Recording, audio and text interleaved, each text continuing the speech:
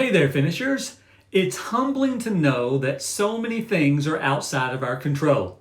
That's why situations worry us and scare us and frustrate us, because we know that no matter how hard we try, we are not in ultimate command of what happens.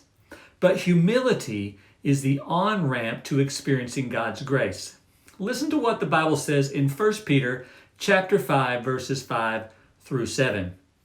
God opposes the proud, but gives grace to the humble. Humble yourselves, therefore, under the mighty hand of God, so that at the proper time he may exalt you, casting all of your anxieties on him, because he cares for you. Now, there are three things in these verses that you and I need to do every single day of our lives. Number one, acknowledge we need help. Humbling ourselves is an acknowledgement that we need assistance from God, who is powerful and wise in ways that we are not.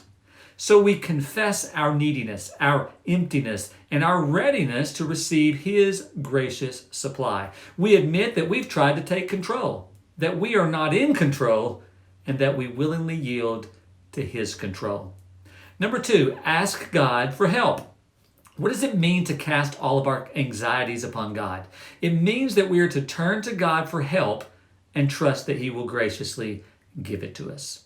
So we ask him to rule and reign over our panic, our addiction, our relationship strains, our financial collapse, our health concerns, our idolatry, our joylessness, our deepest struggle that we are facing right now.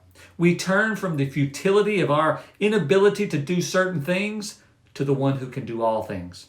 And we trust that he will do what is best. And then number three, await God's help to come. God gives grace to the humble. Now that's what encourages and empowers us, that the all-powerful, all-knowing, all-present God will deal graciously with us.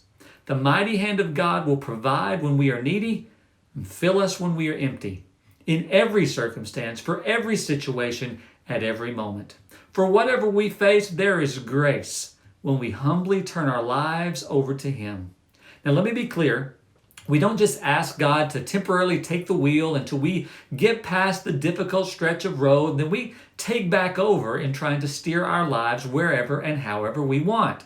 God opposes the proud, those who think they know better than him how to live their lives. Instead, we continue to do these three things every day, perhaps multiple times each day, for all the areas of our lives.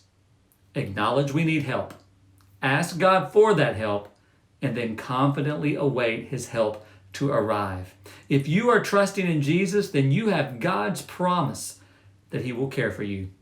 We can walk confidently into the uncertainty because even though we are not in control, we know that God is.